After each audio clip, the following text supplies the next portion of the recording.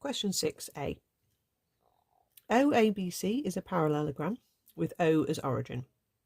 The position vector of capital A is little a. So that means going from O to A, we're going to call that vector little a. The position vector of C is little c. So pointing that way, going from O to C. The midpoint of AB is D.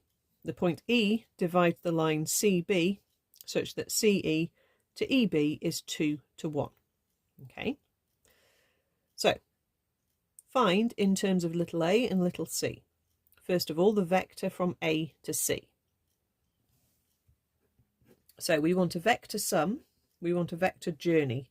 So we want to start at A and we want basically to represent the journey going from A across to C, but we've got to do it by coming backwards through O and then out to C. So my vector journey is A to O followed by O to C. So make sure when you write your vector sum, those central letters match, and make sure it starts where you want to start and finishes where you want to finish.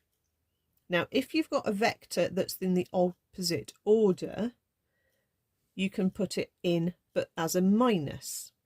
So our position vector is OA. And you see here we've got AO. So that is negative A because we're coming backwards down the A vector. The position vector of C is OC.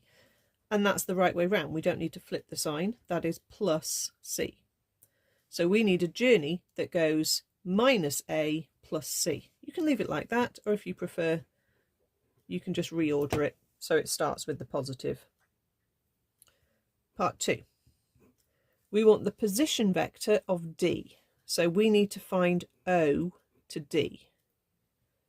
So what we're told is that it's a parallelogram. So we actually know that this vector going from A to B is also little c. Okay. And we're told that D is halfway along. So actually the vector that goes from A to D is a half of little c. So it's because it's a parallelogram that you can use that logic. So my vector journey from O to D is going to go via A, because that's the distances and things we know about more easily. And we can just say it's O to A plus A to D. Again, those letters are matching and that all makes sense. O to A is little a, the right direction. A to D is a half of the full vector C. That's all we need to write for that part. The position vector of E, so that means O to E. Now we can go via C this time. So let's have a think. This line going from C across to B, the top of the parallelogram, is exactly the same as this line going from O to A. So going across here would be vector little a. But we're told that E is part way along. And if you look at the ratio, that doesn't mean it's halfway along. It means basically that there are 2 jumps before you get to E and then only 1 jump afterwards. So this is twice this. So think about it as thirds, and E is 2/3 of the way along. So you can say that vector is 2/3 of little a, which would get you from C to E.